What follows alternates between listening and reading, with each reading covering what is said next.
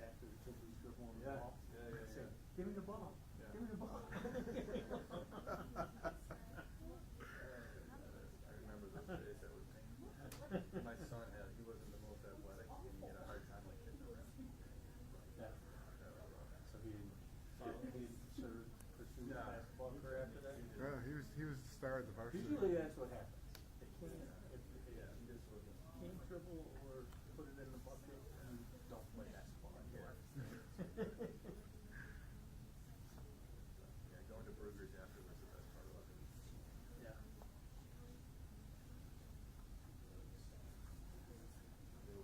I am streaming. All that means no F-bombs from you. Oh no, that means more.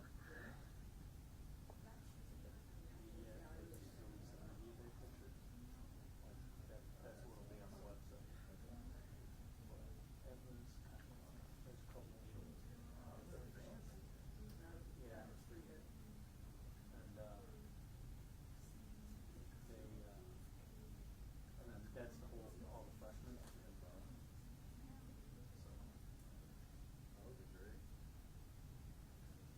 It was pretty cool, but yeah. Oh, yeah, it must be long, right?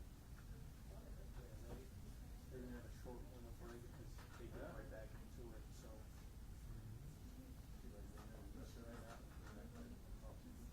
No, they're practicing. Oh, they are regular. Yeah. Yeah, they haven't broken yet, so. How many of you are running live? All of you. Go ahead. Works for me. Thank you. They'll be on the next shift.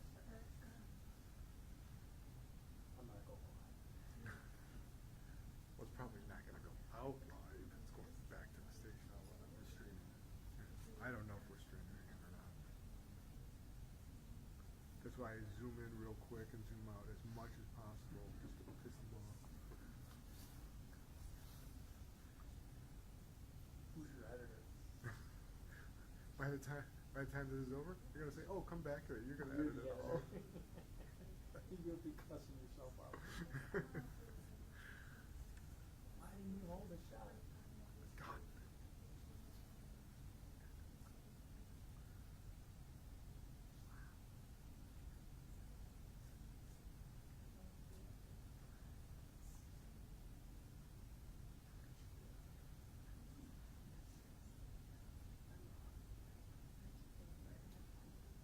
The first one was so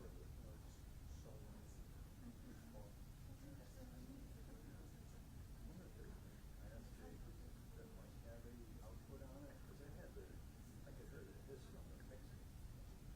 So I don't know what it is. Sometimes like I'm using, you can adjust the output. Yeah. production and not with making sure the media has beautiful sound for it. The levels on the mixer were good. Something wasn't right. I don't know if you like when they run the video, that's probably a lot. Yeah. And then they can go to a mic. But the mix, those videos weren't coming through the mixer. I didn't see a level. He said he was gonna turn the lights down on the video. Oh, so just get something. Yeah. So, but I don't know, like when you turn that volume down, maybe you can light it back up there. I wasn't over, I guess, you know, should not be one guy once. Yeah, we only used the second time. That was okay, but, you know, going into that, I was like, I don't know if I want to use that because it was so bad.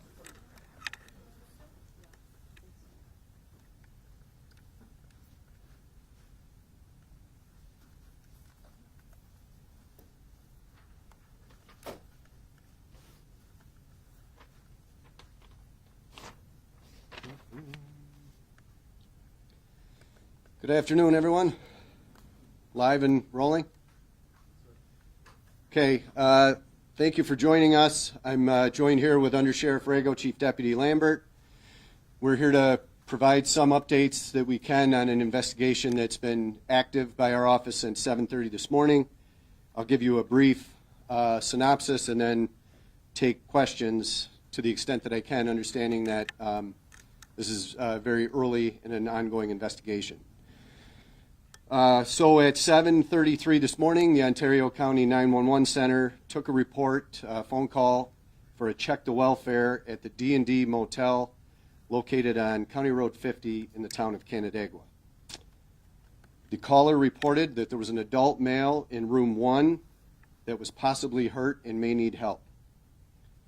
Sheriff's deputies responded with the Canandaigua Emergency Squad, where they located an adult male, unresponsive, with significant traumatic injuries to the upper body inside of room 1. The victim was immediately treated on the scene by Canandaigua Emergency Squad, then airlifted by LifeNet helicopter to Strong Memorial Hospital, where he remains in critical condition, and as we stand here, he is actively in surgery. I can tell you that there is no threat to the community. We have a suspect in custody at this time. The charge is going to be assault in the first degree, and this is a very active still investigation. We wanted to give you some information and get this out to the public, what the basics of what occurred, and let the public know that someone is in custody, and we are not looking for anybody else involved in this at this time. But that's the gist of what I can report at this time. If there's basic questions, I'll try to answer some of those. Do the suspect and the person injured, do they know each other at all? They do.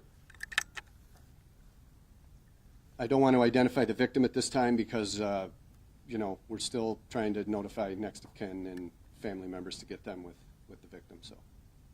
Was the victim and or the suspect staying at the motel? Yes. Both? The suspect. Are you able to say if the suspect was the caller? The suspect was not the caller. Is there any motive at this point you can say? Yeah, so literally every investigator we've got at this office are out interviewing people, still conducting searches, search warrants. So that's still under investigation. But we do have, I'll just leave it with, we have a suspect in custody and we're not looking for anybody else. Do you have any ideas on what the weapons were that caused it? We do, but that's something that we expect the suspect to be arraigned at Cap Court at the jail tonight at 5:30.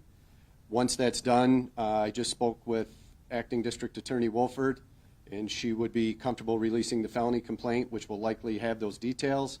But right now, I'm not in a position to release that. There's only one suspect involved in this? One suspect being charged, but again, early on in the investigation, I don't want to get, there's people that, and that's part of the reason we're here, there's people that may have information about whatever transpired down there in the late last night, early morning hours that we haven't even identified or spoken with yet. So, please, if anybody watching this or that sees this has information about this and you haven't spoken to law enforcement, please call our 911 center. You can call 911 or you can call 800-394-4560. Aaron, to go back to your point, I don't want to get nailed down to saying nobody else is going to be charged because that there's a possibility that other people could be charged. Are you able to tell us if the suspect was there just for today or a few days at the motel? The suspect resides at the motel for now. Are you able to say, since they're being arraigned later tonight, are you able to identify now who the suspect is? No, but within the next 2 hours, we expect to be able to release the name. Does the suspect have any prior criminal history? Interesting question. The suspect is currently was charged several months ago with assault in the second degree, 2 counts, for causing serious physical injury to a citizen and a police officer. And the DA requested $10,000 cash bail, and the suspect was released on pretrial release, no money. And here we are today. Do you know what the victim and the suspect were doing? Were they meeting? Or? Yeah, they're acquaintances. They were together. What led to the incident that caused these injuries to the suspect right now, I honestly don't know. Are you able to give an age range? Yeah, I can tell you that the victim is in his 50s and the suspect is in his 20s. Are they from this area? Yes, Is there any inter-family relationship there? not that I'm aware of. How were you able to, did you catch the suspect did you take the suspect into custody at the motel? The suspect was on location when deputies and EMS arrived, and was eventually detained and interviewed at the scene, yes. Was that done, I forget your guys' language that you normally use, but without any trouble, were you able to? Without incident? Yes, yes. There are a lot of folks that I saw around the motel, I think, that might be staying there. Are they able to stay there still, or are you clearing the motel during this time? Good question. Yeah, so the main and the perpetrator that we know is going to be in custody, and so everybody else is going to be released to go back to their rooms and can continue, their routines, and certainly can continue to reside there.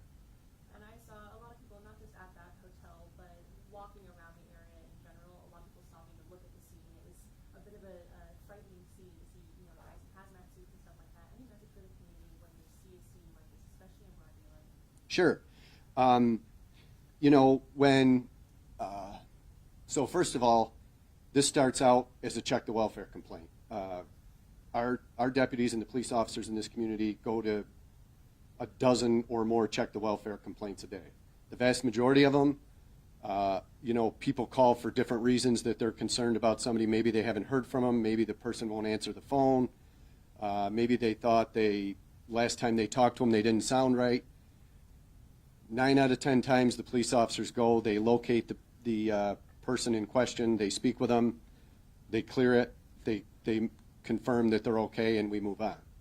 In this instance, the police officers got to the scene, the door was open, and when they looked in, they saw a adult male very seriously injured and unresponsive. That generates a different type of response. Obviously, the victim wasn't able to talk to us and tell us what happened, but the scene certainly presented itself as something violent had occurred, and it's our job to preserve that scene and process it and conduct a thorough investigation so that we can determine the facts of what happened and hold people accountable and clear people that aren't involved. And in order to do that, it takes a large police response, police presence. The hazmat suits you refer to are actually what we call Tyvek suits. Crime scene processing simply prevents any DNA from the police officers that are processing the scene from coming off of their bodies and contaminating the scene so that we don't end up with any extra DNA. So that's a matter of routine in a investigation like this. I understand it looks and is concerning for the public when they see that, but at the end of the day, this is all done to ensure the safety of the rest of the community in that neighborhood. Are you able to describe the manner in which the suspect was detained? Were they on the property, or? Yes, they were on the property right near room 1 where we believe this incident occurred. When you say near, like outside of the room, or? Right outside the room, yep. What kind of, have you had incidents at this motel before, or is this a known kind of nuisance property? The D&D is known to us. We do get a fair amount of calls for service there. I don't remember in the recent past anything this violent at that motel, though. Was it another tenant of the hotel who made that welfare call?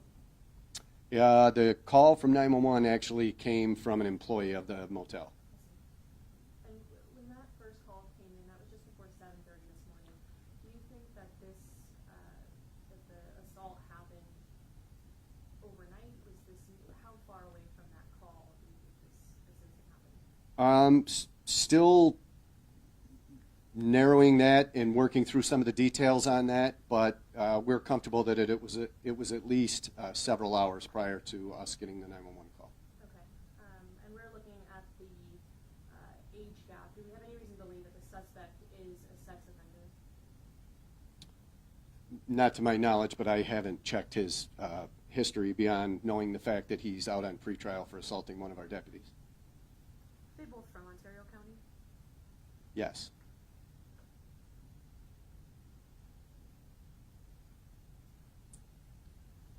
Anything else?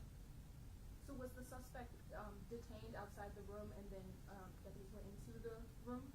Well, we secured the scene and didn't actually, when the first responding deputies, the door was open and they could see the victim, obviously in serious condition, and brought EMS into the scene immediately to start life-saving efforts.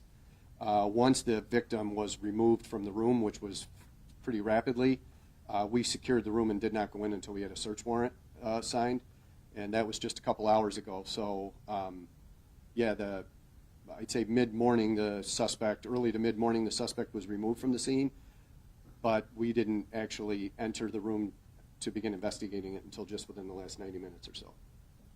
Can you say if drugs were involved in this at all?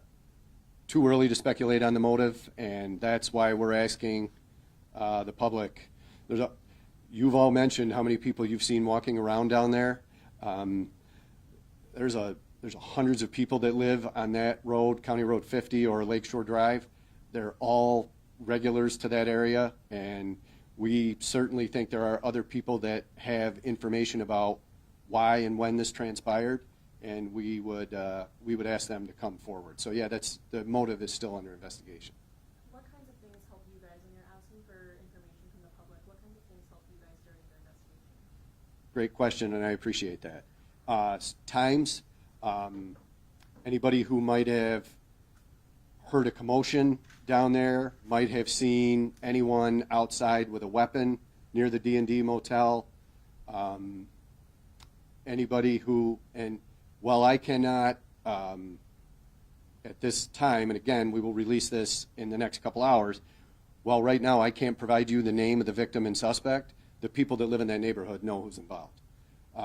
So please, if they saw something last night or early this morning, a fair number of people already have come forward and provided us with very valuable information. But if anybody else that knows what could have transpired on Lakeshore Drive last night into the overnight hours and early this morning, please come forward. How long has the victim been living there? I didn't say the victim lives there. I said the suspect lives there. Suspect, sorry. Yep. I'm not positive on that, to be honest. I think at least a couple weeks.